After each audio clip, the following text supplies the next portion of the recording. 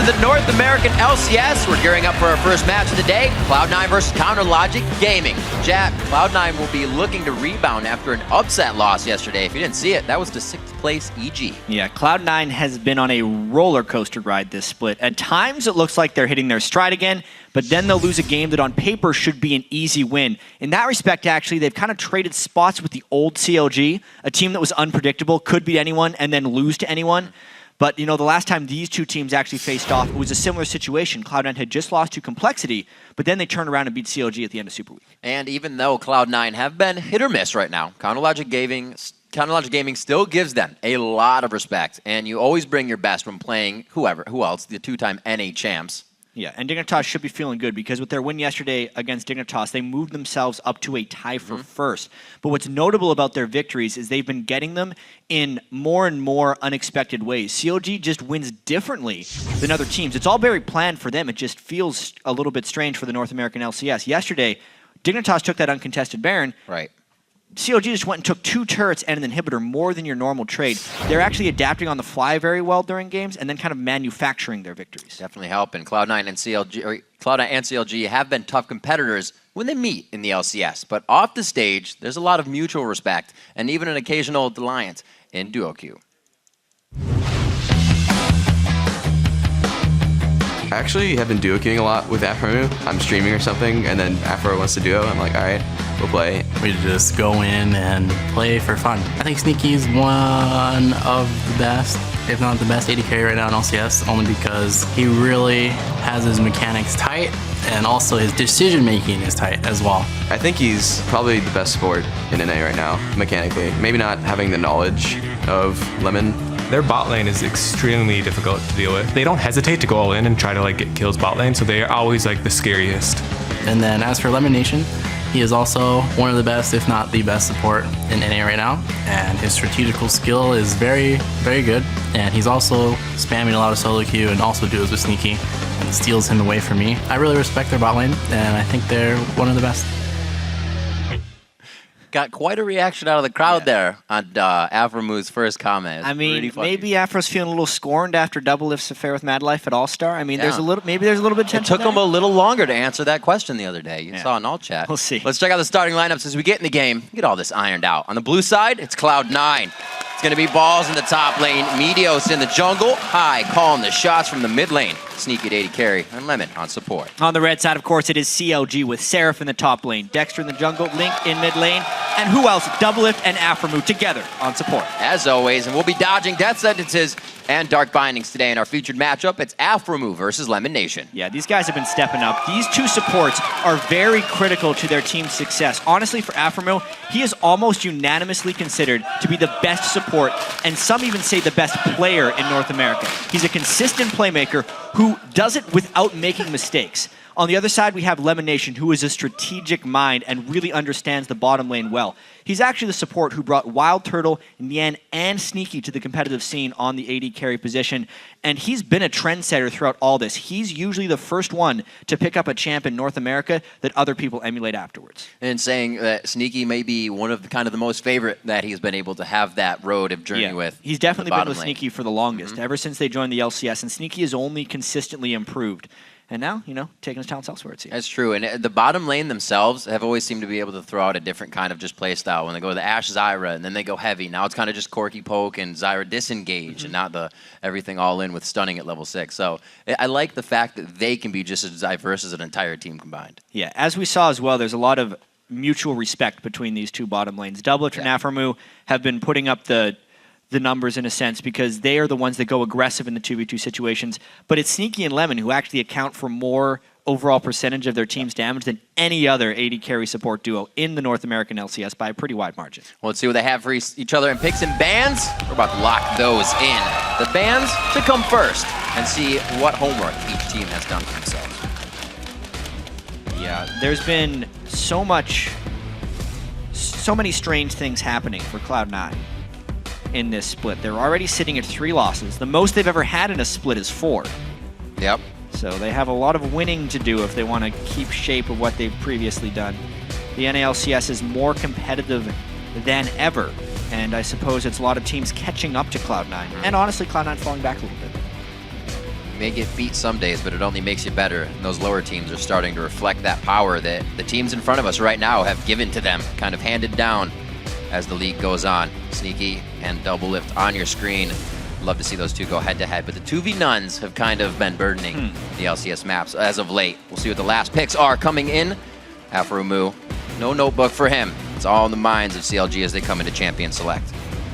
Absolutely. The ban of Jax as well. Making sure to take that away from Seraph. Seraph had a very good Jax game in week 2. Balls as well, even though they have first pick, is a Jax player, but they're having their eyes set elsewhere. There's a fair amount of mid lane bans. That's not uncommon in the North American LCS here. Link definitely looks to try and hold a 1v1 edge over High, mainly because High's been struggling lately in that mid lane. Kha'Zix goes out. That's really interesting, actually. High's champion pool has been very small, and he's basically been going Kha'Zix, and you obviously can't go Kha'Zix every game, but CLG actually just bans it away, pushing him even farther outside of his comfort zone. I really do wonder what High is going to fall back on at this point. Absolutely been tough for him since a lot of the changes came into Champions. No more Gragas in the middle anymore. That was something I used to play all the time. Yeah, Gragas was reworked, so he's a different type of champion, probably best at support right now. Lulu is banned. LeBlanc is banned. These are all the champions High plays, including Caston and Kha'Zix. The things he has left would be Soraka, which has been significantly nerfed. Right.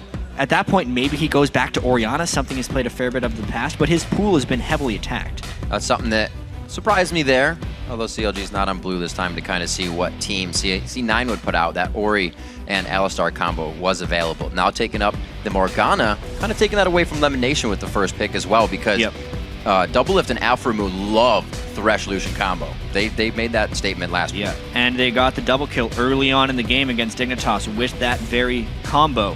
Doublelift is adamant that Lucian is the best AD carry in the land. Cloud9 as well, though, did lose to Altec's Twitch yesterday. Could not get to the backline to dive on him.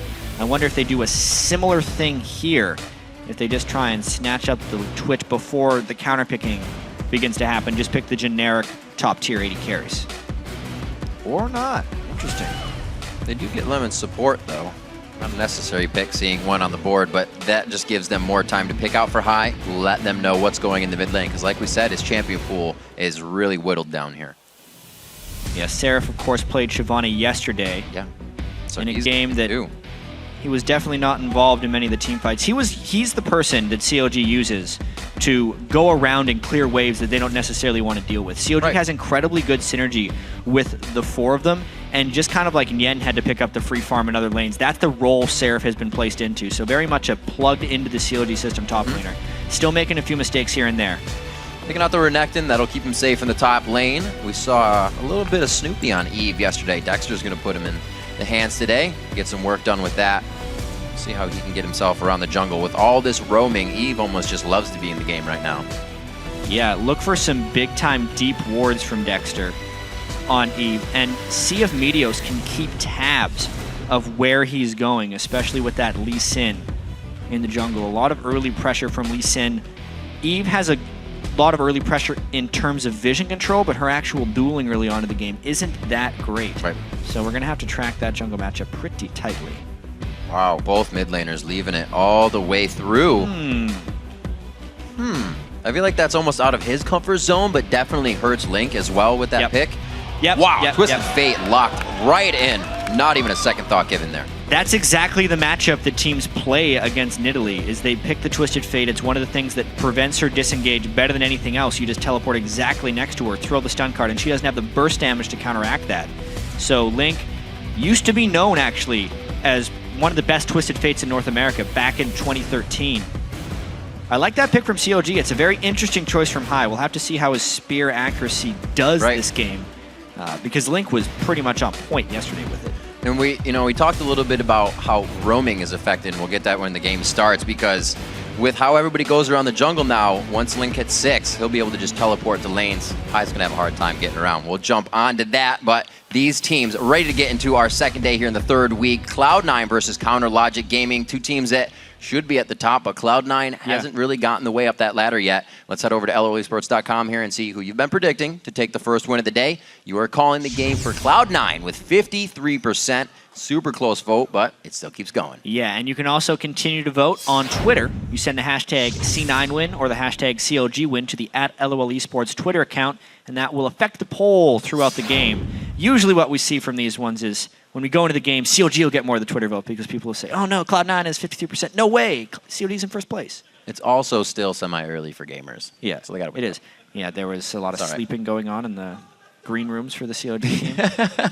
Not used to the early rising. It's only 12:24 right now, local time. Yeah. Still early for gamers. Got to realize that. So with this matchup, we'll obviously start to see how the league is going to spread out. Everybody's played each other now. This is the second reel around. We're going to see how these teams can really get the second time in and if they've done their homework. The first time these teams played, Doublelift played Vayne and actually got fairly heavily controlled by Cloud9. It looked like business as usual for Cloud9 during that game, even though every other match Cloud9 has played has been anything but that. Look at this start from LemonNation. Super early going for the Sightstone. Ruby Health Crystal will start with his sweeper out already. Yeah, Lemon has actually been doing a lot of ward starting, placing the ward, then going back to base for the sweeper. But the fact that he has a sweeper right now means they might want to do an even earlier invade. CLG is up to the task, though. This is what you need to do against CLG, where we say they're a team that kind of plans things more than one step ahead, so you have to get under their skin immediately. This could be big. Dark Binding, gold card. Looks like they're going to be able to get out. That was one heck of a needle thread right there. Yeah, wide left on the death sentence. It does harass him slightly, but what this mainly does is it allows CLG to get vision, at least wards down, in the red buff of Cloud9, and it's not a huge loss for Cloud9 because they took a little bit of damage, but they saw exactly where CLG went. Whereas CLG, I believe, has not seen exactly where Cloud9 has went. They can only assume where the wards are and where they went. Make sure this one's placed. I get that one in safe. No turrets, obviously going to see that. But everybody now moving back towards the mid. CLG kind of wants to reset. Hopefully they don't get picked off, they're thinking, as they make their way back into their own jungle. So this is a little different. Usually we see them waiting. And another thing that's different is just where they decided to place the wards themselves. Cloud9 wanted to place the ward in the lane, whereas CLG more wanted to place the wards around the red buff and the approaching zone. They're more worried about Eve getting run into by Lee Sin, because if Lee Sin were to catch Dexter at the red buff fight there, he'd probably be able to beat him real quick. So CLG wants to know if they need to send supportive help, since their bottom lane is in the bottom lane. Right. And they could help him do the little vertical buff trade that we see so much in the LCS. So whatever may have come to be with that sweeper start and Ruby Crystal seems to be thwarted now. CLG getting the bottom lane dragon control in this lane swap here. We saw this happen quite a bit yesterday and definitely gave the red team the early lead. We'll see how they start to play it. Yeah. We'll see how High plays this matchup versus Link mid. We've been talking about a bit of the roaming now that so many people are in the jungle. High used to be a big roamer, but he can't now. And especially with the on-demand gold card, yeah, it has a decent amount of chained CC potential right off the bat. We're, of course, seeing the double jungle as well. This doesn't favor Cloud9. Meteos likes to be able to do his own thing and pressure lanes at his leisure at the start of the game, and he can't do that when he has a friend next to him in the jungle the whole time. He loves to gank for balls. He doesn't like following him around the whole game, though. Right. We actually saw it have a big effect in the complexity game. It wasn't big enough, and Robert actually and the team took a triple kill off of that, so they have to be a little more careful considering everything they do. And you can see Link trying to push High up to that turret as regular and just get some harass on him from here on out. There's the roam. Yeah, level 2 Lemon. I was going to say level 3. Because everything is dangerous at this point in the game. And there's the 3-minute, 30-second dragon. Seraph. Hey, needs some XP. Got a full rage bar. Yeah, he does. Going to get level 2 here real soon. Yeah, not really a counterplay for Cloud9 to make to this. They're getting I still feel like one of these days a team's going to start harassing this just a little bit. They're doing a really good job of switching the Dragon auto attacks, though. Dragon has a very slow auto attack timer. So if it starts his auto attack and then you move a new target closer than the previous target he was attacking, he will cancel that auto attack and begin a new one on the new target. It's actually really difficult to do, but these pro teams have gotten very good at bouncing his aggro back and forth to take almost no damage from the Dragon. Very nice try on the hook there. Link was also, I think, one of the first mid laners to come down and grab experience on that too, so that's going to help against High in the mid lane a little bit as he farms himself away. 6.1 to 5.2, just 1,000 gold lead and a little bit of farm in the favor of CLG right now, but I'm pretty sure this is what Cloud9 didn't want, a bit of an upper hand to go to CLG so early. Yeah, Cloud9 used to be the team that rotated, moved around the map better, would be able to capitalize on small advantages. We've seen so much of their games in 2013 where they'd have that slight lead, or even 2014 Spring Split. Right. The slight lead, go into a dragon fight, clean house, and then never let up a lead. Lately, they've taken that slight disadvantage into a dragon fight, lost the dragon fight, and then lost control of the game. It's not the Cloud9 we're used to seeing. LemonNation finally returning back to lane, does have that sight stone, so it's going to be very early there. Dexter picks up a pink as well, keeping himself safe, and also trying to get some deep wards in to keep CLG on the up and up here. Only 5 minutes in. It looks like it's pretty calm on the home front here for both teams. No first bloods look to be in range. I feel like aside from mid lane ganks, the teams are expecting this one to be very calm until about 7 minutes and 45 seconds or so when they're going to try and push down those side lanes.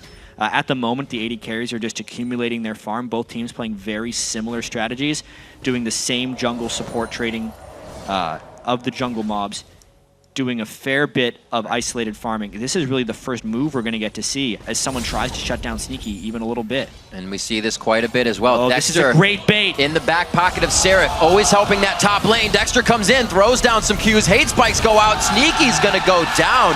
Great kill on the 80 carry for first blood.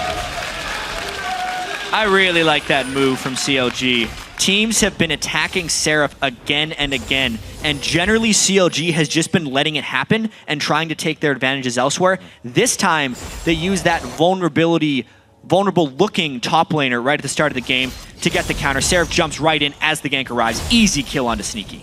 Simple harass. Good plays by Lemon, though. Get him into the turret range. A bit more pressure on that one, so he knows he's not going to get simply dove under the turret. Sneaky gets back safe. Good plays coming in from Dexter, saying that those two have kind of have a hard time getting things to work in their communication. We remember the dive onto Dyrus. Didn't work out so well, but seems to be cleaning up a little bit. Ooh, Meteos walks right past a pink ward. He Go got back pink. and clean that out. Somebody, Come on, man. There we go. he's like, are you sure? I don't see it. Yeah. He walked out again. That's honestly one of the things as a jungler. You're always looking for your next gank, and honestly, good junglers are almost never looking at themselves when they're jungling. They're trying to analyze the lanes. It is very easy to walk clean through a pink ward and not notice it. High 53 to 53 in the mid lane, but the first buy of a needlessly large rod coming in from Link. Definitely going to put out some hurt damage, and well as maybe Zanya's playmaker coming up quite fast. Yeah. Well, that's exactly what he needs against Nidalee, because he needs to be able to teleport in very deep to team fights. The way this CLG composition is going to be working in team fights is generally you want Eve to flank and Twisted Fate to arrive with the Eve. So you have a huge burst of upfront damage on whatever squishy target you need, preferably the Twitch, and basically negate the peel potential of that Thresh. That's what CLG is going to want to do, and that's why Link needs Zanyas, because he needs to teleport in very deep. A kill coming in that top lane for Sneaky definitely causes Cloud9 to start picking up the pink wards. We see one on Meteos and High now to start coverage on that top side of the map. Blue buff over to High, and we'll see if he can start to put any pressure on Link. Just laying down traps. A few spears, but easily dodged out. Yeah, with the blue buff on High, the kill potential of Link by himself is pretty much non-existent. They're both just looking to shove the lane. TF can shove much faster, and even if High does take harass because of the blue buff, he should be able to heal up very quickly. That has turned into a farm lane, but in the matchup, the Twisted Fate has more freedom and is also in more risk because he's the one pushed up all the time. The good moves, the good wards, keeping the mids safe as the junglers actually go for red buff denials on each other. Looks like this top turret's going to go down quite fast. Cloud9 may be able to start moving around the map and thwart what would be a quick second dragon in 1 minute. Yeah, Meteos walks Right. the tri There we go. figures he's going to get the ward on the way back. It was more about pushing Seraph completely off the turret. As far as games go right here, the top laners are denied as usual by the lane swapping, and they're now both playing catch-up. This is not the way Balls likes to play League. When Cloud9 is successful, this was the moment in the game where Balls would be turret diving the other top laner, Meteos should be ganking them. Yeah. Cloud9 can't play that way with the way the metagame is right now, and CLG could not be happier about it. They're going to get some gold on their side. Oh, the minion just stepping in front there as Link squeezes behind for safety. make sure he's got the right card for the right situation and he stays safe. We'll see what they can produce here in the bottom lane. Doublelift, they're still free farming 85 to 66. That hit on Sneaky in the early game is really going to put a hurt on the team fights. Yeah, just a nice controlled early game here by CLG. Being red side and getting the lane in the bottom. They wanted the Morgana lane. Cloud9 doesn't necessarily want to lane Twitch against the Morg. Or the Lucian, for that matter. Right. And the Dragon respawn is actually incredibly critical right now. This has kind of been Cloud9's Achilles heel. Mid-game Dragon fights, when they're actually down in gold. They've been losing these again and again. With Dexter being level 6, the Eve ultimate would be able to flank if they can get some vision control. This is where Cloud9's been losing their games. Let's see if they can control this one a little bit better. And CLG is on great movement right now. Walking down towards the bottom side, we have Seraph teleport up, and he's even here to just get there for the Dragon fight. So he can teleport back to the top lane, stop whatever Balls does. They're coming out big here. And the vision control is lost. At this point, the cohesiveness of Cloud9 isn't the same as CLG. High has to burn Flash and gotta watch out. Teleport coming in. They do have vision on that. Destiny's going to keep them safe, but that is the poke game here. This is where, even though Cloud9 is behind, they can use High effectively to just keep CLG from doing this. Yeah, but remember, there's no flash on the Nidalee, so if another Stunner Dark Binding lands, he's basically dead to rights. No summoners burned by CLG throughout that. And Seraph still with the teleport if he wants to do that. Cloud9 trying to get some poke down with spears. And successfully doing so. They're locking it in right now as much as they need to. Dexter just on the bottom side. They still have quite a bit of pressure to put back on the fight from CLG's side. This is the first time Seraph has really been up really early in the lane, so he's building damage. Usually we see him with the Giant Builder armor coming out first, so he could be in effect in this fight. It's about whether the binding lands or if Eve can successfully flank around the back of Cloud9. Those are really what we're looking for. But with all the Nidalee traps, CLG has to be very careful about where they walk. And because they have the Nidalee trap line, Cloud9 is trying to get a little bit of pressure through the mid lane. Both these teams will peel off the Dragon to get turrets. It's very much a game of chicken. How willing are teams to commit to Dragon versus exposing their own turrets? Looks like they will not expose Dragon. They're going to go ahead and try to get it cleared up once more. Sweet. And at this point, CLG pushes down mid. Yep. Or are they actually coming through? It's all about the vision control and how much risk Cloud9 is willing to expose themselves into. Level 6 on Thresh, only 5 on Morgana. CLG has a huge wave in mid that they're not even working with right now. They're toying and have given the Dragon over to Cloud9. Now can semi-work off of this wave that's only 3 minions. Looks like Cloud9 outplayed him right there. Yeah. They had the positional edge. It was the push and pull, the game of chicken, the vision control. They landed a couple Nidalee Spears onto Aphromoo. There was no Twisted Fate ultimate up because that was burnt very early on. And honestly, the level 6 discrepancy between the supports, our featured matchup, was a pretty big deal. No Morgana ultimate to zone in that team fight. Means CLG has to forfeit the Dragon. Yeah, they made sure they actually went Aphromoo after him as well with those spears, making sure that the playmaker, and pretty much being called the top support in NA right now, couldn't have an effect on the fight. They know where the power is coming from. CLG, you need to shut down those guys that are going to bring the momentum to the team. 2,000 gold in the lead is still Counter Logic Gaming, so they have a little bit of room to work with here. But there's some good gold in the pockets of Cloud9 that haven't been spent yet. Yeah, one extra thing that is adding to the gold lead of CLG, even though they're even on turrets and only slightly ahead on farm across the board, is the fact that Morgana has a Spell Thief's Edge, whereas LemonNation started with that Health Crystal. So it's actually been upgraded to a Frostfang. It's given 250 gold. And the Twisted Fate passive has actually been giving 400 gold over to Link at this point in the game. So that's one of the big reasons the gold looks so disparaging. Link actually throwing down the magic resist. He wanted to get that needlessly large rod in there for a little bit of effect damage. And he goes straight for the Athenes after. Neat build, giving himself what he needs to stay safe. Going over the blue buff again for High. Pink wards all around, but Dexter really hasn't been getting himself deep here. CLG's just been playing the map safely, and we see Seraph doing quite well against Balls in the top lane. He finds the Penguin Tails, a Doublelift there. Yeah, Double's got to be a little bit careful now. He does have his Bloodthirster and he wants to lifesteal up, but he's taken so many spears that another one would end his life before he can steal some. So many skill shots. Destiny goes down, pulls the cards out. It's going to be possibly a full house on this one. There's the lockdown, only the slow, not the yellow card coming out. A little bit of a misclick, and they're not able to finalize a culling that sweeps wide to the right.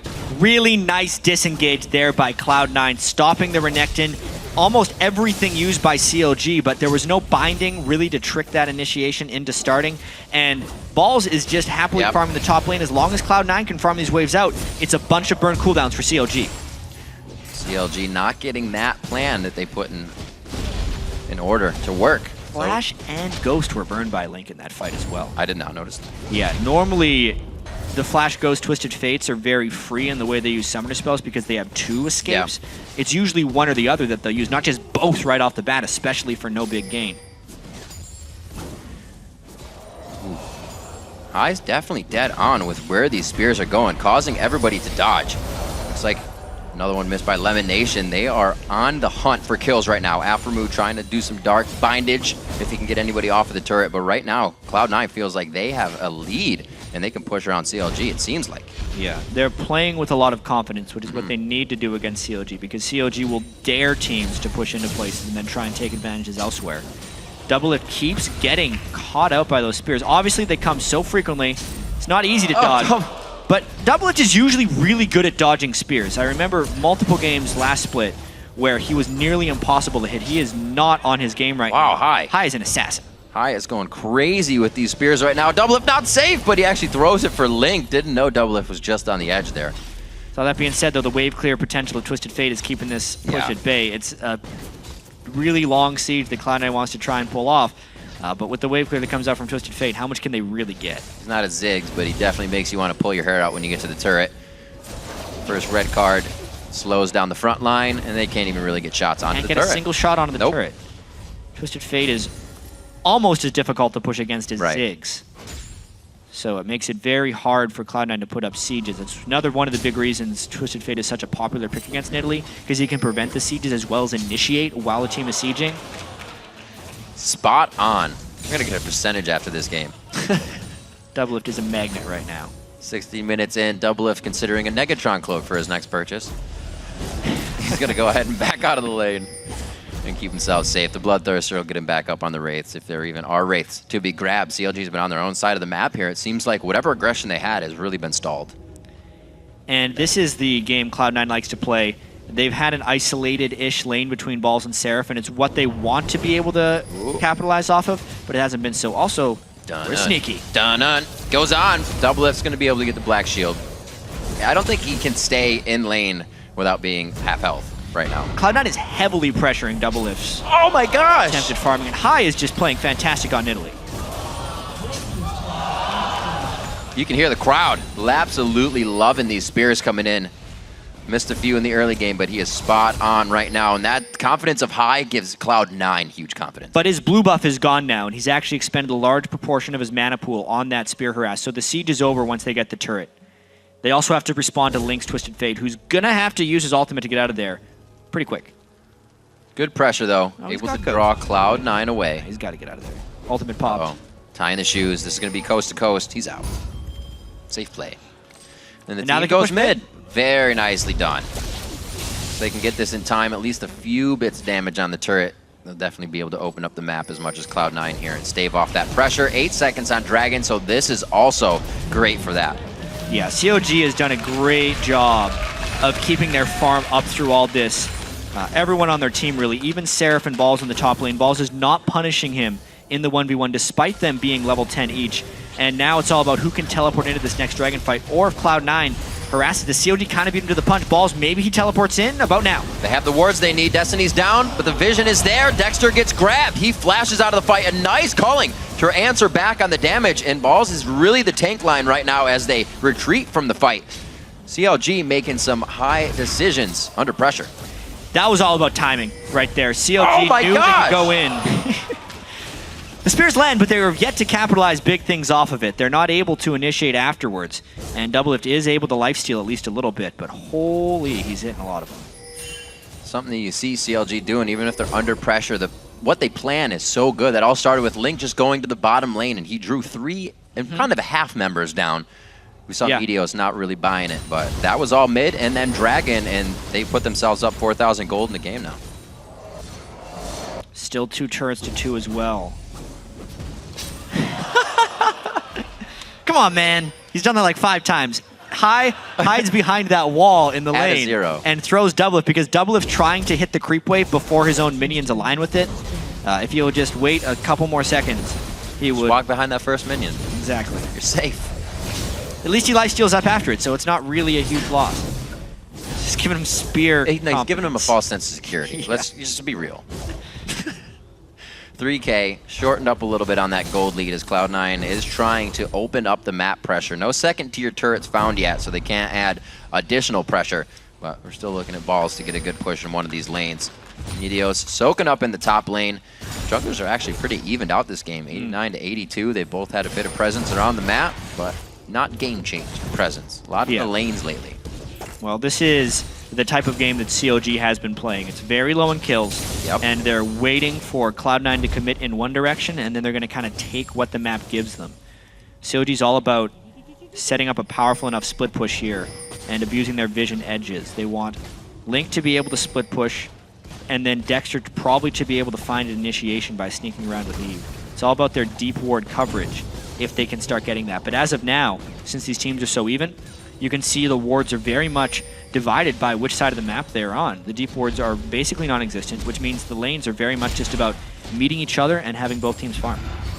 Figure out where to go from there. The ward war being fought in mid lane quite a bit. Zanya's being finished out along with the Randuins for Seraph as he jumps right to that after his damage of a good early game in that first blood. We'll see what CLG can do as they muster up their power now around the map. We'll see, for now, Dexter heading towards that top side. But it looks like he's going to join the team mid as they get Cloud9 starting to make a move here. Oh, he does dodge it. Good thing, too, because there's a lot of power onto high right now with the needlessly large rod. Doublelift, despite all the spears, is out-farming Sneaky and doing a great job. As long as you're not dying to the spears and having to back to base frequently, they're not mattering that much. So it's actually okay what CLG is doing right here. But holy crap, how many are they going to land? High is an assassin right now. Almost. This is the flank. This is the flank right now. As soon as they try and siege, Eve is behind them. Here comes the TF ult. It's going to be a huge lockdown. They have full vision no matter what.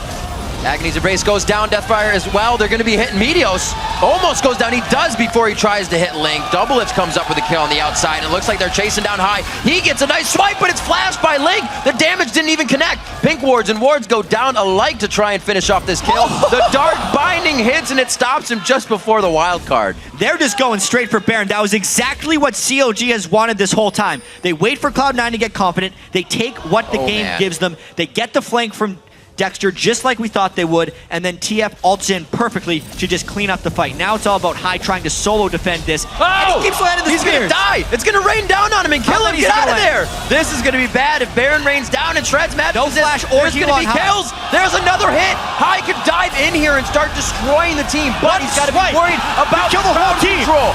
Going in, High dashes in. 1-2.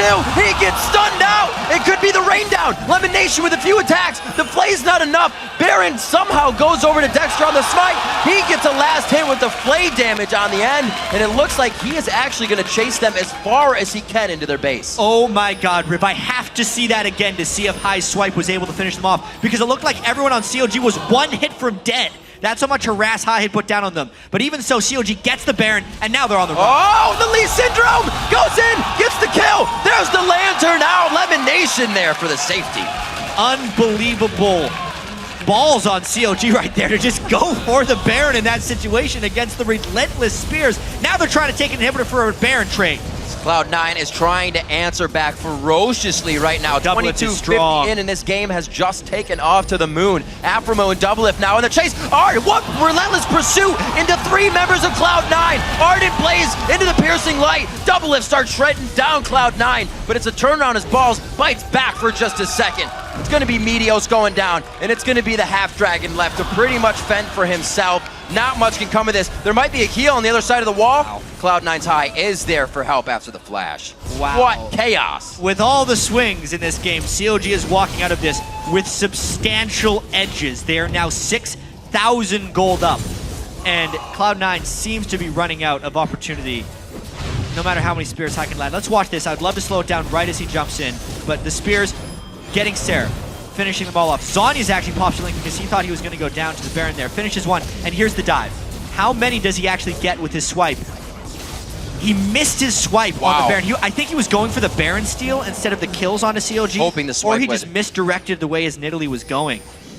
Unbelievable swing of the game there. It could have easily been like a 1v5 pentakill for High if just Baron uses his spells a little bit differently. That was crazy. Or That one more spear didn't lands. rain down.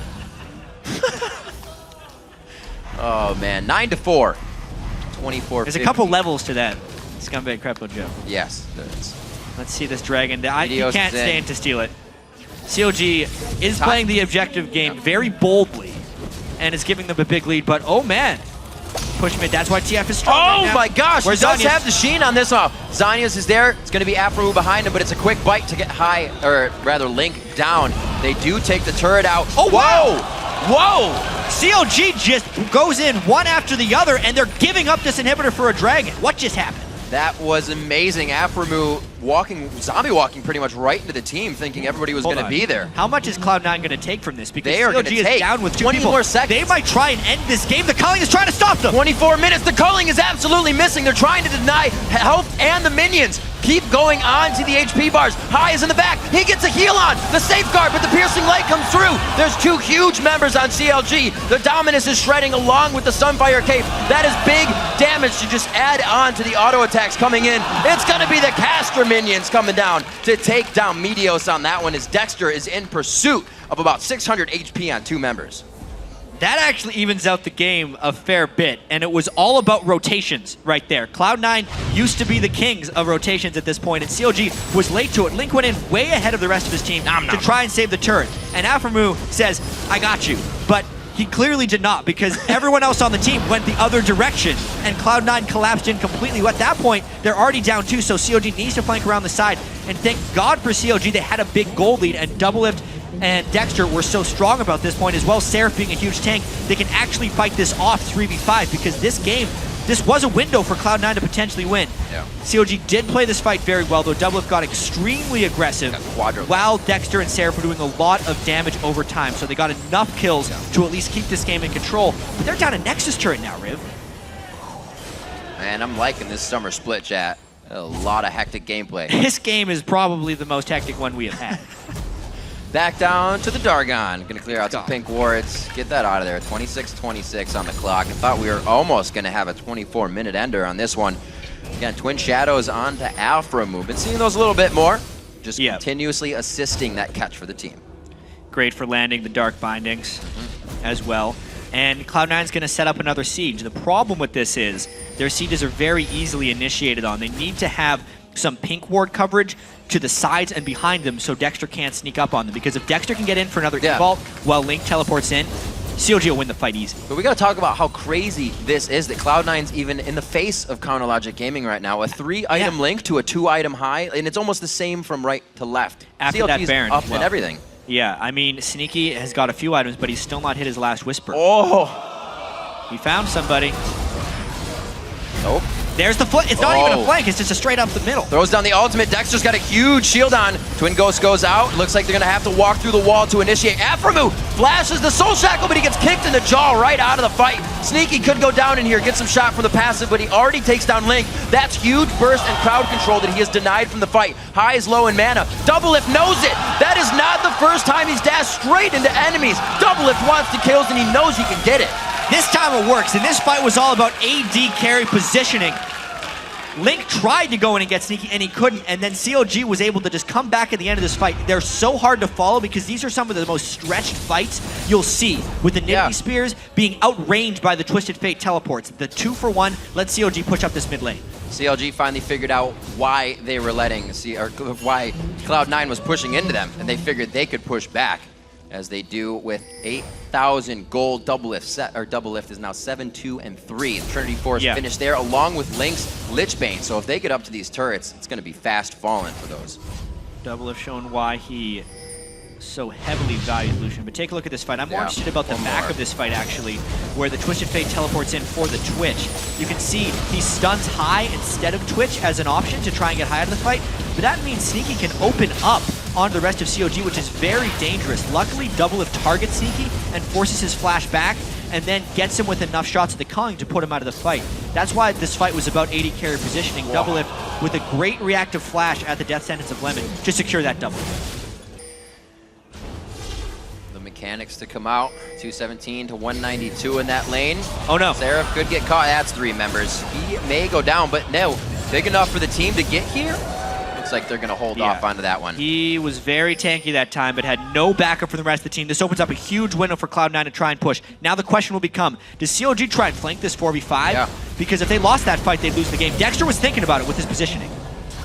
8,000 gold down. These type of things cannot happen. Cloud9 grabs another turret after losing a fight. They're fearless as they walk back into these engagements. Dexter in the front right there. Small spear to the backside. He's got that Hex Drinker to keep him a bit safe. Very quick black shield by Aphromoo, realizing that would hit. It looks like they'll be able to get this inhibitor. Good pressure again from Doublelift. They have to be very careful about this 4v5. Dexter can ultimate if he wants to. They're pushed off the inhibitor successfully. Wow, really getting the tank line down very low. Again, right into the fight. LemonNation forced on his shield, and it looks like this is going to be the TPN right into the middle. Where's the crowd control? Instant play. He's Zanya's just at the last second. They're going to take that out. Very nice job. They knew they had it. And they very want more. low. A huge dive into the fight. It's been high, healing up balls, but he's still about to go down. Spear just missing Aphromoo on the backside of his wings there. Seraph getting it out of this one alive as well. I might have spoke too soon, but Slice keeps it nice. This game is so incredibly close. Sneaky wants to open up, but he can't get close enough. Balls teleports back in. How much closer can this game get? If either one of these teams ends up winning that team fight, it could very well be the game. Despite the 7,000 gold lead by CLG, Cloud9 has been an inch away from winning this game on 2 occasions right now. Now they just go for Baron with the pink ward in tow. CLG wants to probably stop this. They don't know if they can get in range in time. One of the most amazing games I've seen played from a deficit in gold. They have map control. Pink ward goes down. Dexter very much so on the outside of this. 3,000 Great health on spear. Going in. LemonNation can throw that box down. His ult is actually not up yet. They need that crowd control for this one. Dexter, a good spear to the backside from high. And this is Counter Logic Gaming trying to figure out what they can do in this fight. And I don't think it's going to be much more. Z9 is in pursuit. They want to be able to touch Doublelift. As long as Doublelift is firing with all his items, Cloud9 is not able to win these fights. They pushed off Dexter, but they were prevented from doing the Baron.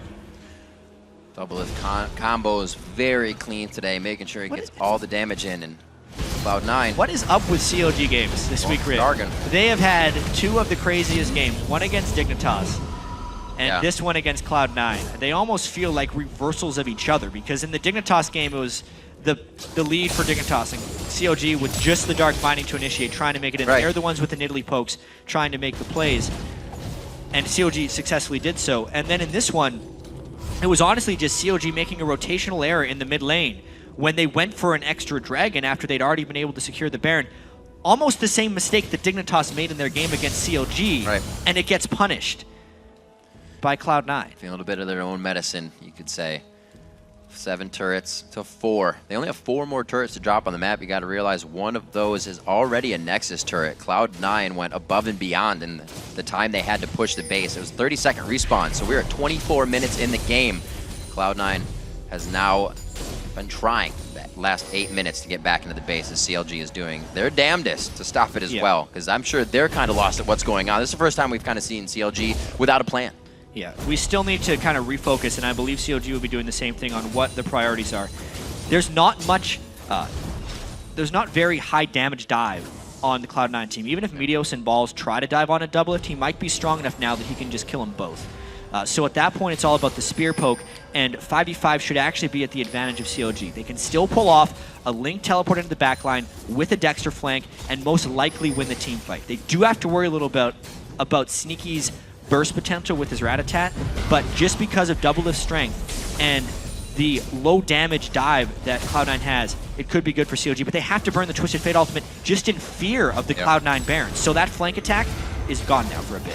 High is very close to getting a Void Staff, which will pretty much just go through whatever that match. They're going for it. They got a flank. Now is Dexter on the outside. High's the first one. If he's out of the fight and can't throw, that's great. But then they turn around, giving High the distance he needs to throw spears. Doubles is down. Wow, sneaking in the rest of the team. That rat-a-tat-tat was perfectly placed as Counterlogic Gaming kind of balled up for him. Now Balls is in pursuit. Sneaky and LemonNation going off to the left side, making sure that the base is going to be open for the longest amount of time. Man. That was a spear. That was a shot. This could be game. That has to be game. 35-second death timers, one Nexus turret up. Sneaky opened on the entire team, the thing that CLG could not let happen in a team fight, and he was the one who took down Doublelift in this one. Balls trying to take the turret. Dexter, the one-man army trying to defend. Balls is going to be the one on that turret. He's going to get heals from High. He'll be able to stay there. 34 minutes. Like I said, just 8 minutes later is all Cloud9 needed after their first take on the advantage, and they're going to take down Counterlogic Gaming. An indescribable game in just a few sentences because so much happened there. Cloud9, with their backs against the wall, forced CLG into some questionable decisions, I would have to say. It was a bit of a CLG collapse. After making so many good calls in so many of their games, they made some bad ones. They went up the mid lane, they got picked off on a couple occasions, their initiations became very sloppy, and Sneaky took over with that Twitch late game. High landed so many damn spears, pushed off of his main champions, pushed onto Nidalee, and boy did he make CLG pay, spear after spear. Nearly 1v5 acing them at the Baron pit, not quite. It seemed like the game was over at that point. That was only the beginning. You know, that leaves, I watch any game now, I'm going to think anything can happen, as usual, but even more now. What a stressful game to play in on both sides. I think by the time Cloud9 won the game, they were still down 3,000 gold. The kills were 16 to 15.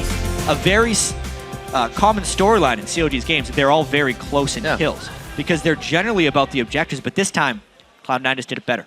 That was absolutely amazing play. Really, the first bit of falter we saw was that dragon fight. Cloud9 pushed CLG right back towards their blue buff, and then it looked like CLG had what they wanted. They say, okay, we'll push mid. And there was a siege wave mid that they didn't take. Cloud9 got dragon, was able to reposition mid before that wave was gone. That play, I think, shook Counterlogic Gaming a little when we said, you know, they plan everything a few steps ahead, and teams always catch up to that. I think that caused CLG to second-guess themselves. And Doublelift had been having one hell of a game on Lucian. Many successful dashes in because there was very little to punish him. He got punished right at the end. Twitch got a little bit too big, was not closed on into team fights, and CLG ended up just getting taken out. These teams were, you know, very competitive team compositions against each other. The bindings weren't as on point as they were in previous games. Instead, it was the Nidalee spears. And, yeah, what a game. They played it right. We kind of said, you know, Cloud9 could falter a game, but that first dragon fight would pretty much be the way they took it, and they played it perfectly, poking on the dragon fights, and they made sure once they got, I can't really even say a lead, once they got a foothold, there was a big lead. Win. There was a big CLG lead in this game. They had the Baron still buff is at the end, with many turrets up and all 5 people alive, right? That is the moment to punish. But they overreached for a dragon, got their mid lane pushed in, and that was the beginning of the end. So it looks like, obviously, the two-time North American champs in the LCS are still in form. They can go outside the champion pool. We've kind of been criticizing High a little bit. Meteos has been having a bit of time in the jungle, or a hard time in the jungle, because we said that buddy system doesn't allow him to get beefy as quick. But High definitely stepping up today with some Nidalee play. The percentage on those spears has to be over half. He was just hitting so many, specifically on Doublelift and even Aphromoo, the bottom lane that has been so consistent for CLG this entire year. Faltered a little bit in that game. Doublelift was trying to put the team on his back for most of this one, and especially at that first team fight, CLG was playing that game so crisply, but you can't win them all. Reminds me back in the spring split. Maybe we'll see more of it when the Seraph was coming out and all the turret fights would be, if you're not half health, then we won't go for the dive, but I'll just throw spears until you are. So now that the Nexus is smashed, head over to Twitter and share what you thought were the standout moments by tweeting at LOL Esports and use the hashtag LCS Big Plays. Good times, a lot of big plays on that one. So right now we're going to send it over to the guys at the analyst desk for a bit of an interview. Thank you very much, Riv. We're joined by High and Sneaky of Cloud9. And I got to say, that entire game was a big play. Like, so you guys fought an incredibly close match. You were down, even at the end of the game, like 4,000 gold. So I actually want to ask you, like, did you even feel like you were down that far in the first place? And what kept you in it? I personally didn't feel like we were that far down. I knew we were under gold after we lost that dragon fight and they took that Baron, but it wasn't enough for us not to win, basically. With Nidalee, you always have the chance of like coming back, especially with Twitch. They just have like, I can't use that word. I'm trying to figure out. I don't know. They're just really annoying to play verse just because of the nature of their champions. So you always have ability to come back with those champions. Yeah, let's talk more about Nidalee plus Twitch coming from Champion Select. Because you go with that last pick, Nidalee. Did you feel cornered into that champion? Usually people think of Nidalee as, oh, she likes to siege up, throw spears. Twitch doesn't necessarily like to siege up. How did this team come together towards the end of the pick ban phase this time around? Well, normally Lemon takes care of most of the picks and bans. He'll always ask us for our opinions on what champions we like. So in champions like he's asking Sneaky if he likes X or Y champion. He's asking me if I go with this champion or this champion. So we knew when we picked those two, they'd pick TF, which we're okay with. It's good for TF because he wins that lane and he can kind of destroy Twitch. But Nidalee is really good as well, just because if you do land a key spear or you get turrets, then you can win the game pretty easily. So. And for Sneaky, about the beginning of the game, you guys went with a lane swap. There's a lot of things that go into lane swaps nowadays. You know, top lane matchups, duo lane matchups, also jungle starts. Can you go over why you guys went with the lane swap this time around? A lot of it had to do with the Twisted Fate and Evelynn. They have a lot of pressure early, and if you're in standard lane matchups and TF hits 6, he'll just port on you and kill you. And the same with Evelynn. Like, she provides insane pressure with just her invisibility. So she'll run around the map, and if it's on 2v1, she won't be able to gank off, like, unless it's mid. And if you're 2v2, she'll be everywhere and killing your entire team. So she has a lot more pressure than normal. And speaking of those two champions as well, like, Twitch has got to have a pretty hard time fighting those guys in team fights as well, yet you never manage to get caught. How do you play around the fact that they're going to dive you every single fight? It was honestly really hard. Just having the TF in the game was really annoying because I wanted to stealth on people and go, but I knew the fact that Twisted Fate always has his ult up. I can't go in because he'll just port on me and kill me. So I just had to play back most of that game, and it kind of changes my entire Twitch playstyle. And in team fights, I have to be so far back and in stealth so I can run away when his port comes in. And actually, most of the time when he went in behind us, he didn't actually stun me, so it was okay. And if I had flash up, I was even more okay because then I can bait them even farther backwards.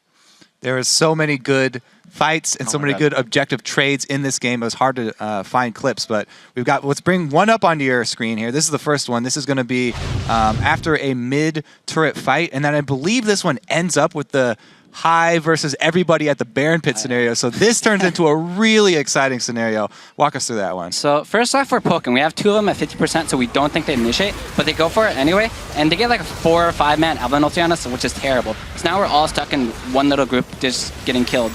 And I had nowhere to flash out, so I had to go up, and then Doublelift just chased me through there. Yeah, that was a really good flank from CLG. They had an amazing initiate right there off of Dexter and Link, and we got punished for that. And then I think I just landed a few spears here to stop him from... Well, I didn't stop him from Baroning, but I tried my best. I think I get a kill, and then I killed myself after. I don't know, but... Yeah, you kill Aphro. Why'd you choose to go in Cougar form instead of poking and, like, getting him on the way out? I didn't have another spear here, so at this point in time, I was like, screw it. I'm trying to take Baron and do a hero play, but I'm... Off that E.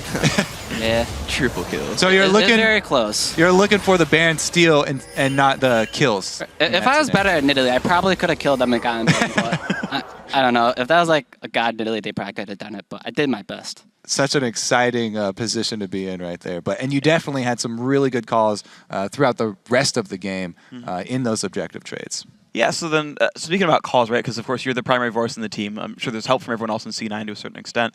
But you have this game where, like, you know you've always got to be afraid of flanks, always afraid of TF ults. And while you can ward for Evelynn, you can't ward for Twisted Fate. So how do you set up your team to be, like, to always be ready for the flanks and always be in position when a fight can come out of nowhere? Well, the only way they're going to win a fight is if they port on us, so we're aware of that fact. They can't charge at us. If they charge at us, they just die to my spears and Twitch. So obviously, they only have one goal, is to port behind us and either gold card me or Sneaky. And if me or Sneaky don't die, preferably him not dying, we can win the team fight pretty hard, because then TF will just die to everyone else, because he's in the middle of everyone, and he can't get out. So as long as we don't die, keep that in mind. I'm just telling everyone, protect Sneaky, don't let him die. and they just do their best. They like suicide themselves to protect them, and as long as Sneaky doesn't die in the fights, we win. Like that last fight, he killed Lucian somehow. I don't even know how that happened. And then we won pretty single-handedly because he didn't die. All right. Yeah. Well, we talked about how many good clips we have. Yeah, got another one. Yeah, one of these ones where you guys start to make these trades where you are definitely behind in gold, but you start to come back into the game. Let's pull this one up on your screen. You end up going really deep into the base and grabbing a Nexus turret in this one. Right, so I believe we have a lot of vision down at Dragon right now. We have a couple wards. We see 4 or 5 of them. So when they start trying to do Dragon, I'm calling Sneaky, hey, come middle with me. At that time, Meteos called Lemon to bring him over because they're going to go mess with Dragon and or try to take it. So we have 2 people messing with their backs and trying to take Dragon. All the meanwhile, me and Sneaky are pushing mid. And then Link suicides himself and so does Aphro, and then it just becomes a really bad trade for them. We knew you could pressure really hard right We here. little overextended a little bit here, but we got a free turret out of it. I guess that's worth 1 death, I believe.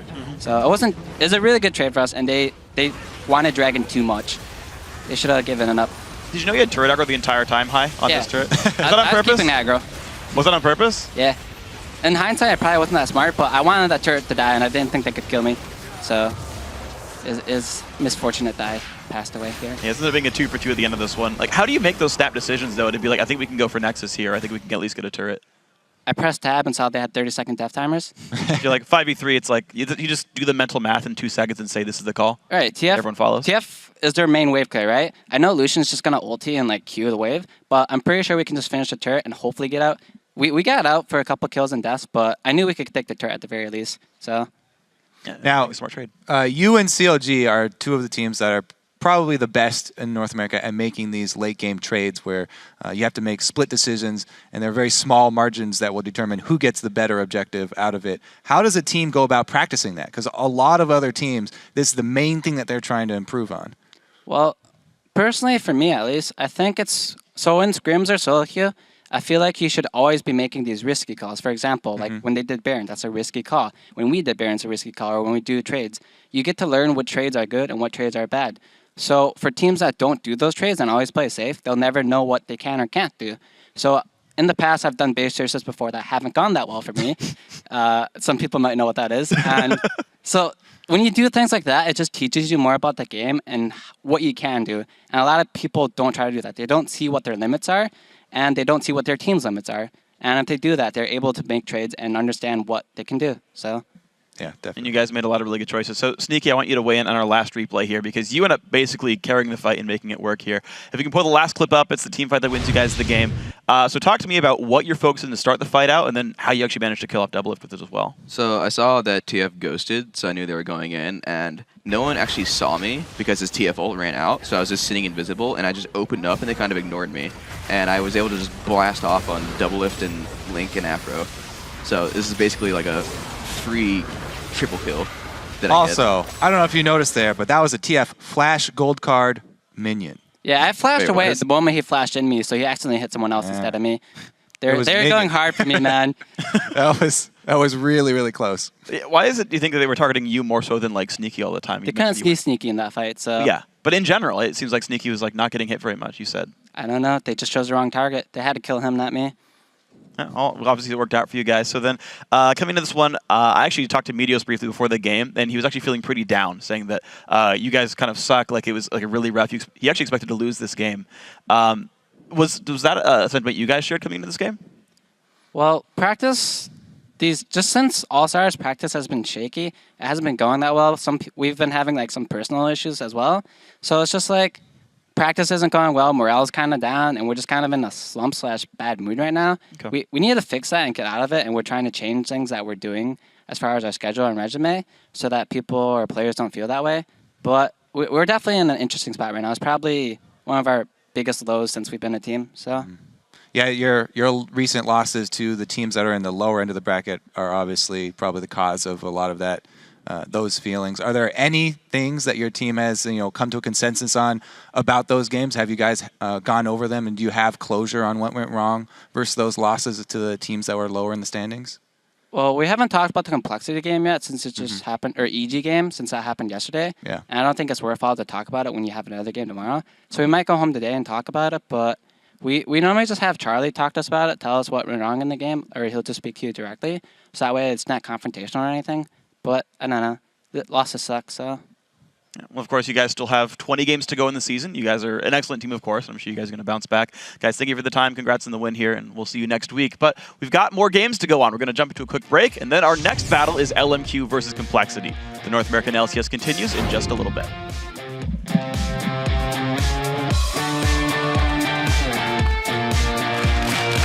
Let's go off-road. Is that my chant now? And they have full vision no matter what. Agnes Embrace goes down, Deathfire as well. They're going to be hitting Meteos. Almost goes down. He does before he tries to hit Link. Doublelift comes up with a kill on the outside. High could dive in here and start destroying the team, but he's got to be worried about kill the whole team. control. Going in, High dashes in. Get 1-2. He gets stunned out. Aphromoo and Doublelift now in the chase. Art, what relentless pursuit into 3 members of Cloud9. Ardent plays into the piercing light. The culling is absolutely missing. They're trying to deny health and the minions. Keep going on to the HP bars. High is in the back. He gets a heal on the safeguard, but the piercing light comes through. High is low in mana. Doublelift knows it. That is not the first time he's dashed straight into enemies. Doublelift wants the kills and he knows he can get it. Dexter on the outside. High is the first one. If he's out of the fight and can't throw, that's great. But then they turn around, giving High the distance he needs to throw spears. Double is down. Wow, sneaking in the rest of the team.